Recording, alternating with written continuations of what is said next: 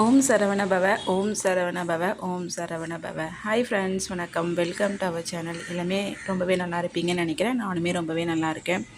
இன்றைக்கி என்ன பார்க்க போகிறோம் அப்படின்னு பார்த்தீங்கன்னா, வீட்டில் செல்வ வளம் சேர நீங்கள் இதை மட்டுமே உங்களால் முடிஞ்ச வரைக்கும் தொடர்ந்து செஞ்சு பாருங்கள். உங்களுக்கு கண்டிப்பாக செல்வ வளம் அதிகமாகும் அப்படின்ற ஒரு நம்பிக்கையோடு நீங்கள் இதை செய்யுங்க. கண்டிப்பாக உங்களுக்கு அதிகமாகும். அதுதான் இந்த வீடியோவில் பார்க்க போகிறோம். வாங்க பார்க்கலாம். ஃபஸ்ட்டு என்னென்னு பார்த்தீங்கன்னா, குபேரருக்கு ரொம்பவே மிக உகந்த இந்த ஊறுகாய் நீங்கள் எந்த ஊறுகாய் வேணாலும் இருக்கலாம். அது எப்போவுமே நீங்கள் வீட்டில் இருக்கிற மாதிரி பார்த்துக்கோங்க. இப்படி இது ஏன் பார்த்திங்கன்னா ஊறுகாய் குபேரருக்கு ரொம்பவே உகந்ததுனால தான் பார்த்திங்கன்னா இதை செல்வம் தரும் ஒரு பொருளாக எல்லாருமே சொல்கிறாங்க. அதனால் பார்த்திங்கன்னா இது எப்போவுமே நம்ம வீட்டில் இருக்கிற மாதிரி பார்த்துக்கோங்க. அடுத்ததாக என்னென்னு பார்த்திங்கன்னா, பெண்கள் வெள்ளி மோதிரத்தை நம்ம கையில் போட்டுக்கிறதுனால பார்த்திங்கன்னா செல்வ வளம் அதிகரிக்கும் அப்படின்ற நம்பிக்கை இருக்குது. இதையுமே நீங்கள் ட்ரை பண்ணி பாருங்கள்.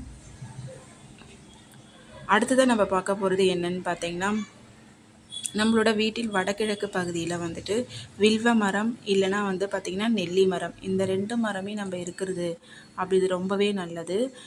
கிணறு இருந்தாலுமே பார்த்திங்கன்னா ரொம்பவே நல்லது அப்படின்னு சொல்கிறாங்க. நம்மளுக்கு வற்றாத செல்வ வளம் அதிகரிக்கும்.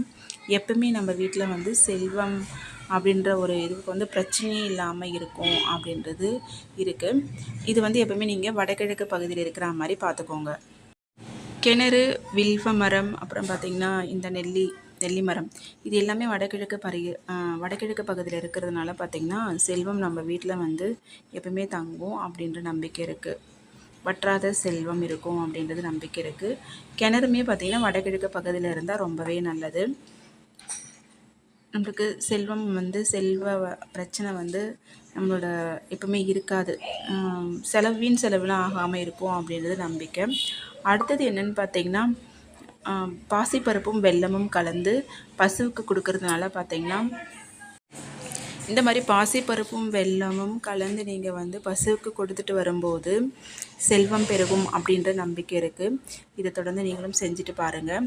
அடுத்ததான் நம்ம செல்வம் நம்ம வீட்டில் தங்கிறதுக்கு என்ன பண்ணணும் அப்படின்னு பார்த்தீங்கன்னா, நம்ம விளக்கேற்றும் போது காமாட்சி விளக்கேற்றுறோமோ இல்லை எந்த விளக்கேற்றுறோமோ அதில் 2 கற்கண்டை நீங்கள் போட்டுட்டு அதுக்கப்புறமா விளக்கேற்றி பாருங்கள். உங்களுக்கு லக்ஷ்மி கடாட்சமும் கிடைக்கும். இன்னொன்று பார்த்திங்கன்னா, வீட்டில் செல்வம் தங்கும், செல்வம் பெருகும் அப்படின்ற நம்பிக்கை இருக்குது. உங்களுக்கு இதெல்லாம் ஃபாலோ பண்ண முடியுமோ அதெல்லாம் ஃபாலோ பண்ணி பாருங்கள். உங்களுக்கு கண்டிப்பாக பார்த்திங்கன்னா நம்ம வீட்டில் இருக்கிற செல்வம் குறையாமல் செல்வம் பெருகும்.